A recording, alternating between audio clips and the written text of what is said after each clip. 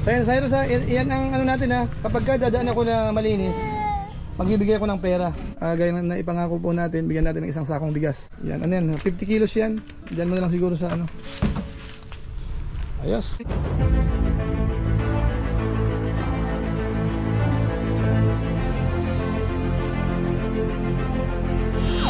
Ayun, shoutout guys. Muli, welcome to my YouTube channel. Ito po si Ko July, ang inyong katugang, ang inyong kalingap, na muling babati po sa inyo ng magandang araw, magandang gabi. Sang sulok man po tayo ng mundo naroroon. At sa araw na ito, meron tayong panibagong vlog. Bali po, babalikan po natin yung tinutulungan po natin dito sa malapit sa bahay. Alamin po natin yung update nung pinapagawa po nating maliit na bahay para makalipat na po sila. Tingnan natin kung ilang araw pa bago matapos. Tapos bibigyan po natin ng bigas. Pero bago po yun, siyempre magpapaalala mo na si Kuya July. Baka sakaling meron pa po dito hindi nakasubscribe sa ating YouTube channel. Huwag natin kalimutan, July Paunil. Tapos pakipindot lang po yung notification bell button para lagi po tayong updated sa aking mga video upload. Tapos yung ating Facebook page po, i-follow po natin, i-like. At po pwede po natin i-share. So maraming salamat po sa inyo. Tapos sina Kuya Bal Santos Matubang, sina Kalinga Prab, sina Atid na Vlog, si Ruel of Malalag at saka po Japper Sniper, pwede po nating suportahan. So ayun po, maraming salamat po sa inyong lahat. Ngayon tuloy na po tayo. Pag-usapan na po natin itong bagong nating vlog sa ngayon. Ako po yung dito mismo sa harapan. Dito po sa pinapagawang bahay po. Dito sa pamilya po ni Nanay Rosie at saka po ni Tatay Johnny. So tingnan po natin yung update. Yan po Yan. Yan na po yung maliit na bahay. Yan, tingnan muna natin. Check muna tayo kung malinis. Malinis ba, Ricky? Ang tingin mo, medyo malinis ng konti? Malinis po po yun. Cyrus, malinis ba Cyrus? Opo. Medyo bagong ligo, kaso nga lang yung damit marumi. Ayan. So ito na yung ito na yung maliit na pinapagawa natin. Ano na pala may bubong na rin. Ayan natin. Ayan po. So yero naman po yung bubong. Tapos plywood itong lagyan na lang to ng patigas. So ito po, may bubong na saka may dingding na rin. Ayan. So medyo okay na siguro dito. Ayan, kaso sinara yung likod. Dapat may pintuan dyan sa likod. Tapos siguro, pasimento natin siguro to. Mas maganda yung simentohin to. Para yung mga bata, medyo mabawasan yung mga dumi. Kasi laging marumi yung mga paano nila Ayan. Si Totoy, mukhang malinis nga si Totoy. Atoy? Ayan, ano balita, Nay? Ano balita sa si Tatay Johnny? Nandyan po. Nandyan? Po. Anong ginagawa? Wala po Nakatumulong na ba siya? Balik ko muna tayo ng karpintero para mapabilis. Kaso nga lang kahapon daw, medyo may ginawa rin si Tatay Johnny kaya medyo delay ng konti. Pero ngayong araw, nakahabol. Dumating na yata ng maaga-aga, kaya yan po. Nakatulong po dito kaya yan nakaporma na. Ano sabi ni yung karpintero? Mga ilang araw pa daw? Bukas daw kami ng umaga may dumping tapos may gagawin pa daw po sila doon sa. So bukas na magbubuhos? Bukas pa? Umaga. Mamaya bukas na ng mga. Kasi akala ko kung ngayon magbubuhos sana para bukas matigas na. So bukas na lang daw magbubuhos? Bukas ng umaga. Ayan, sige okay lang siguro. Tingnan nga natin yung bandang likod. Ano Toy? Ano balita Toy? Titi. Marumi yung paa mo naman Sabi ko na lagi malinis Titi sa urong titi. Titi sa urong titi. Si Cyrus ganun din. Ayan, ito yung bandang likod nila. Ito ang natin dito. Alisin na lang tong lumang bahay. Tapos mag-extend na lang dito ng parang gagawing maliit na kusina. Para yung loob malinis. Tulugan lang talaga. Ito naman, di ba nasabi natin nung nakaraan, ito baguhin na lang to kasi tagilid na yan. Kahit i-repair yan, hindi natin alam kung yan, tatagal pa o hindi. Total may kawayan naman na pwedeng gamitin. Tapos may na tayo, meron tayong doon ilan yun Ricky?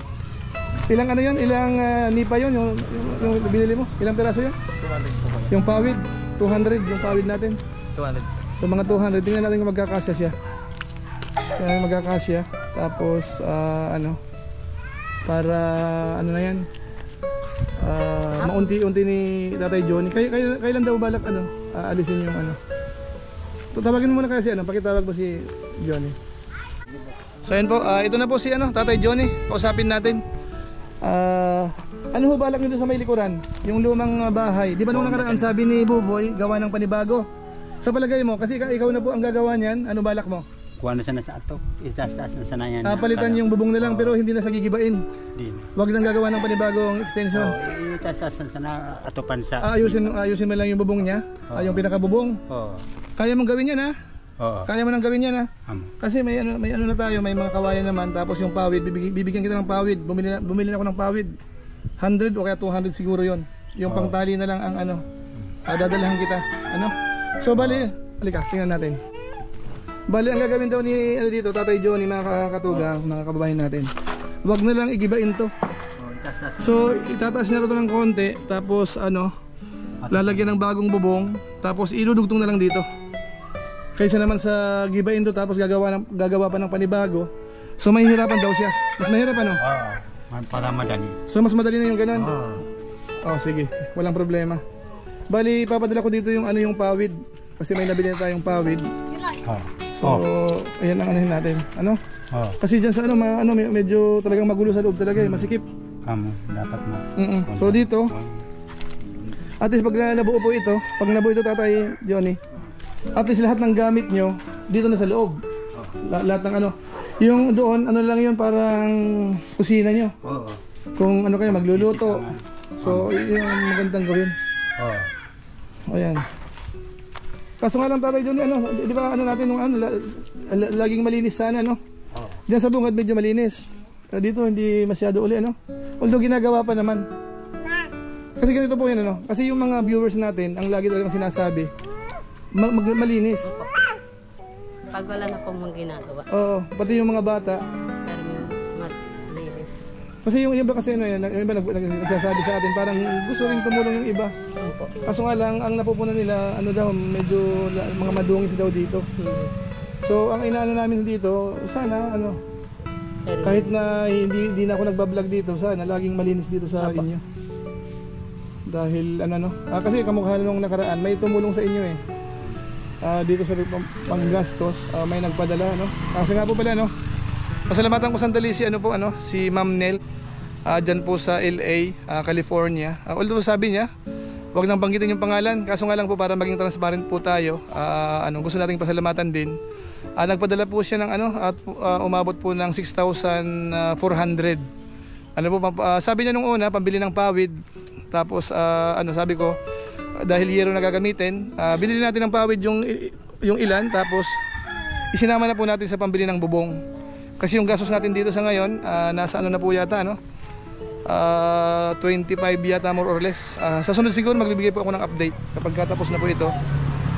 Bigyan ko po kayo ng update yung actual po natin na gastos dito. Ano po? So maraming salamat po kay kay Ma'am Nel diyan po sa California, USA. Ano po sa inyo pong tulong. At bagamat may sinabi pa ngayon, parang baka magpadala rin ng para sa mga damit yata. Ano po? Kaso nga lang po ako nagpapauna na ako na Nay.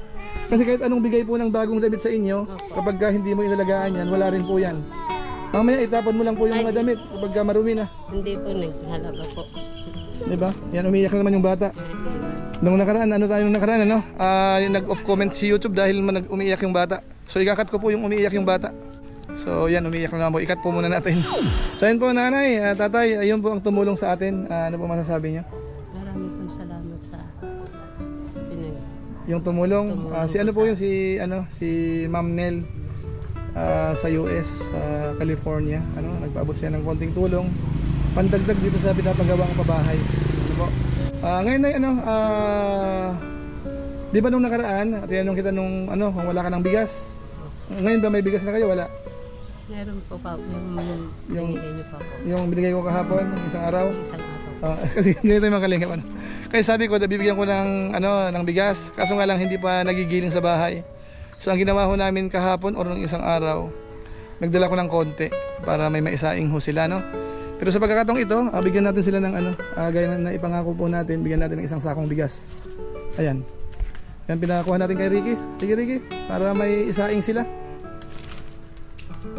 Ayan, yan ang alalay natin. Bigyan natin ng bigas. Yan, 50 kilos yan. Diyan mo na lang siguro sa Ayan. Yung isang sako na yung mga ilang araw kaya yan sa inyo? Wala po. Mga 1 month, 2 months? 1 month lang? Hindi po. 2 months. Mga 2 buwan naman. Opo. Ayan. Sige, ano, at si tatay naman may trabaho naman na, no? Ay pinapasukan naman siya. Pero itong ano naman na to, makakatulong sa inyo yan. Ano, hindi naman ibig sabihin, susuportahan na namin kayo ng mga kapitbahay mo ng hanggang ano, no? Ito ano lang to, ano, hanggat makaporma lang ng konti, inaalalahan namin kayo. Pero siyempre po, kayo na magtutuloy. Ngayon, inumpisan natin dito, tapos yung sa, ano, dyan sa may extension nyo, meron kaming pawid pa doon, dadalhin namin dito, para matuloy na ni tatay yan. Pero ito muna kabahayan, ang gusto namin dito mangyari, masimento muna yung flooring, tapos medyo mapatibay ng konti yung ano, dito sa baba at saka sa bandang taas. Para hindi naman liparin kapag may bagyo, may hangin. Ano po? Ano tayo, okay lang ba? Okay, pero malaking pasalamat ko sa nagtabang. Yung mga tumulong, ano? Oo, tumulong. Ayan, malaking tulong ba yung ganitong maliit na ano, bahay? Makakatulong kaya ito? Oo. Makakatulong? Oo. Ayan, sige tayo, ganun muna gawin natin, ano? Kausapin ko yung karpintero para matapos muna to, itong kabahayan, tapos medyo magawa ng paraan tong ano, mapatigas ng konti para hindi naman masira. Tapos yung extension, ikaw na magtutuloy nun. Kaya mo naman yun, ano? Oo. Yung extension, ikaw na magtutuloy po nun. Bigyan lang kita ng gamit, yung ano, yung pang ano, pang tali, tsaka yung pawid. Ano, meron sa bahay, papahatid ko dito. Siguro bukas or sa Makalawa, idadalhin ko dito. Ano, kausapin ko lang yung kakarpintero. Boy, ano, kailan tayo magbubuhos? Bukas. Bukas na? Oo. Ano, matatapos ba tayo bukas o hindi pa? Baka matapos bukas. Baka makuha na. Yung ano daw sabi ni tatay, yung extension, yung napag-usapan natin na bago na lang sana, mas gusto niya gamitin daw yung dati. Tataasan niya raw yan, tapos lalagyan ng bubong, tapos i-connect dito. Wala namang problema, total siya naman ang gagawa ng extension. Ang importante lang, matapos natin to ng clear na clear. Saka medyo mapatibay natin ng konti yung ano, baba sa kataas. Nakita ko kulang pa ng pamakuan. Pag-usapan natin mamaya siguro yan, ano. Tapos ano, yung bubong na ano na yan? Na-fix na ba yung bubong niyan? Di pa tapos yan? Ayan. So yan po, muli po tayong bumalik dito sa ano, pinapagawa po nating maliit na bahay. Tingnan natin ngayon kung yung flooring ay okay na. Kasi nung nakaraan sabi natin, sementohin yung flooring para yung mga bata ano, hindi masyadong madumihan, ano. So tingnan natin. Ito na yung update. Ayan, meron na siyang flooring. Ayan, simentado na, bago lang pala ito, yung umaga lang. So hintayin natin matuyo yan. So malaking tulong yan, ano. So yan bali, itong bagong semento. Ayan, so medyo matibay na yung pamakuan niya, okay na. Dinagdagan na yung mga pamakuan. Nung nakaraan kasi madalang, parang walang tibay. Ngayon medyo okay na siya. Ayun, nakita natin, ano. So yan po yung update ditong sa malit na bahay. At ang sabi po ni Nanay Rosie, magtatanim sila ng ano rito, ng parang halaman, ano. Saka dito sa dulo. So maganda yun, ano, para magmukhang ano siya, malinis. At saka yung tilamsik ng ulan, doon tatama sa halaman. Tapos dito, ang update natin, napapansin natin, tuloy-tuloy yung paglilinis, bagamat hindi pa po tapos. Pero nagsisiga na po sila, nagsisiga doon, umuusok. Dito sa kabila, ganun din. So siguro ilang araw pa ito, baka sakaling malinis nila. Kasi yun nga po ang sabi natin sa kanila, ayusin, dapat laging malinis tong area para yung mga bata, ano siya, hindi masyadong madungis. Kapag malinis yung paligid, yung mga bata, komportable, ano. So yan po, sabi ni Nanay Rosie, magtatanim ng ano dito, halaman, masitas. Kailan ka magtatanim? Gagawin ko na po mamaya. Iya, mamaya. Siguro. Na, Naniniwala kay Nanay mo magtatanim ng ano, ng halaman, ng masitas? Opo. Sigurado tutulungan mo? Tayo, mukhang okay na yung bahay mo, Ano masasabi mo? Maraming salamat po nagtabang. Ayos, May ano ka pa, yung bintana mo, mukhang ano pa, native pa yan, Lagyan na lang ng ano, kortina. Para kung sakasakaling ano, nakahiga na kayo, hindi kayo masisilipan. Ayan, parang native siya, no? So mukhang okay naman. Yung pintuan, may pinto na rin siya. So ayan po, ano. Yan lang po muna ang update natin siguro sa pagkakataong ito. Tingnan natin yung ano, ibibigay ko na po siguro yung ano, yung report nung nagastos dito. Dahil yung labor hindi ko pa alam kung magkano i-charge sa akin. Kasi may pinapunta po tayong ano, labor dito, tapos kahapon may nadagdag na isa. Dahil nga nagbuhos, hindi kaya ng isang ano, karpentero. So ayun, ito na yung karpentero natin. Tanungin natin kung magkano i-charge doon sa pinagawa natin sa kanya. Ayan boy, magkano lahat yung ano, yung gastos sa labor? Magkano sisingilin mo? para maibigay na natin yung budget. Ano na lang, 5,000. 5,000 lahat-lahat na. Oo, Ikaw na bahala dun sa mga ano, katulong ko. Oo. Sige, ikaw na magkasweldo kay ano, kay Mario. Oo. Ano? Bali 5,000 ano? Ayan, 1 2 3 4. Ayan, 5,000 pesos labor. So ano masasabi mo dun sa ginawa mo? Tatagal ba 'yon? Oo, tatagal yun kasi ano, matibay yung pagkagawa. Ate ba 'yun, ha? Oo. Yero at saka ano, Oo. sementado yung flooring. Dapat lang laging malinis, ano? Oo, dapat talaga pirming malinis ta ano. Magandang tingnan. Saka dapat magtanim doon sa paligid. Oo. Para medyo gumanda-ganda. Tapos lagyan nila ng bakod siguro, no? Kahit sa mga kawayan. Oo. Kahit kawayan siguro, pwede na. Ayan, sige po, maraming salamat. Ano, so yan lang po muna siguro ang ating latest update dito po sa ating maliit na pabahay. Konting tulong po natin sa mag-asawa na kung saan po ay nakatira doon sa lumang bahay nila. Natagilid na, walang maayos na bubong. So, ito po at least yero po yan, no? Yero po yung bubong niyan. So, malaking tulong po yan sa kanila. Bagamat hindi ganun kalaki at saka hindi konkreto yung wall niya kasi hindi po pwede. Hindi po sa atin yung lupa. Nakiusap lang po tayo doon sa may-ari o kaya doon sa napagsanlaan.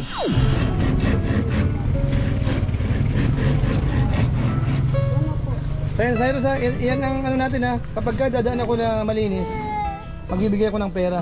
Pagka marumi, wala. Hindi na kita bibigyan. Ano? Dapat lagi malinis yung damit saka yung paa, yung tsinila. Sigurado ha.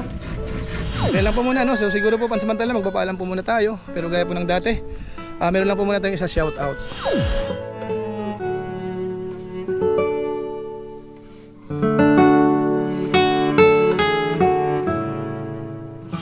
Tapos maraming salamat po sa ating mga kasamaan sa COOS, Kalingap OFW Organic Sponsors, sa inyo pong patuloy na pagsuporta po sa mga babahay program ni na Kuya Bal Santos Matubang at saka po ni Kalingap Rab.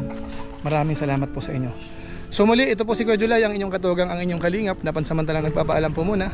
Kita-kita na lang tayo sa mga susunod ko pang vlog. Maraming salamat sa inyong walang sawang pagsuporta po sa ating YouTube channel. Pagpalain na makin ng Diyos, mabuhay tayong lahat. God bless po. Bye-bye. Bye-bye. Ayos. Okay na.